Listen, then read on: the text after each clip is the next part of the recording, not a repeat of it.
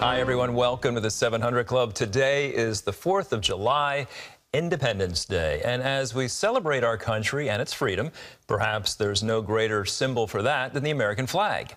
And there's no American flag more famous than the Star-Spangled Banner. That's the one that flew over Fort McHenry during the Battle of Baltimore in the War of 1812. And it's the one that inspired Francis Scott Key when he wrote the poem that became our national anthem. Today, that flag is hanging in the Smithsonian Museum in Washington. And CBN's Jenna Browder tells us the story of how it got there.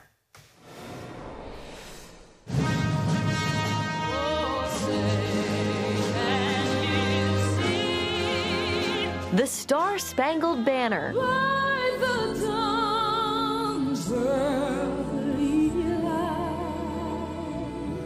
Our country's national anthem.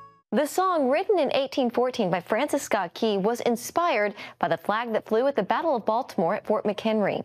After all of the fighting, Key saw the flag still waving proudly and victoriously in the wind.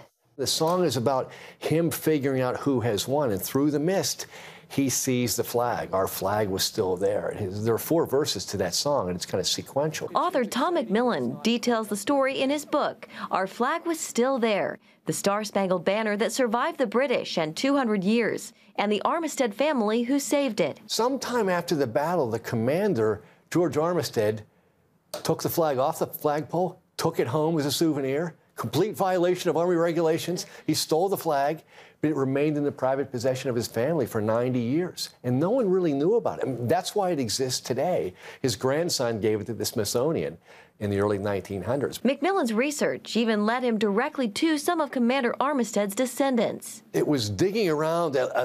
I fortunately was able to track down some direct descendants of George Armistead. It was, and you know, when you're an author, you just write them cold letters. So you don't know if they're ever going to respond. And fortunately, I've had pretty good success. And one called me, one whose name was George Armistead, called me right away. It's a little strange when you're researching George Armistead from 1814 to get a phone call from George Armistead. The family invited McMillan into their Philadelphia home. And what he found there went way beyond the flag. I was there.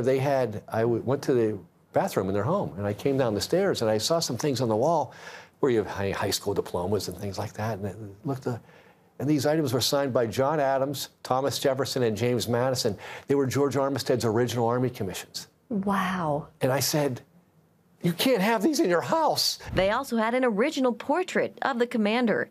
McMillan was able to connect them with the Smithsonian, where they've since donated many of these national treasures. It seems like you really enjoyed writing this book, put your heart and soul into it, blood, sweat, and tears, I'm sure. I think to do it, you have to love the research as much as the writing. Writing is fun, but it's learning. If you weren't curious, like sometimes people will come up, this is my 4th book, why don't you write about this, why don't you write about... You have to love it. You can't just get an assignment. This was no assignment for McMillan. Before writing this book, he served as the Vice President of Communications for the NHL's Pittsburgh Penguins. I had a great career. I was in the media before that. But I always said that, for a lot of people, sports is their escape from their job. So when you work in sports, you need an escape from it. So history was my sports.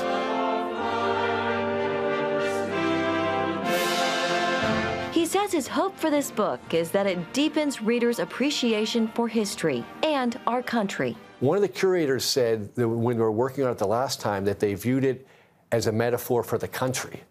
It's tattered, it's torn, but it still survives. And the flag survives as the country survives.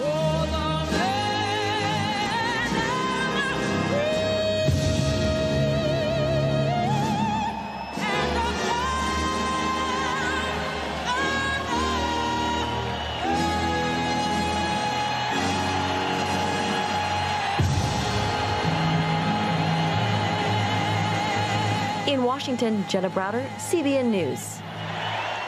Thanks, Jenna. And Tom, if your mission was that we would get a better sense and appreciation of history, you have done so.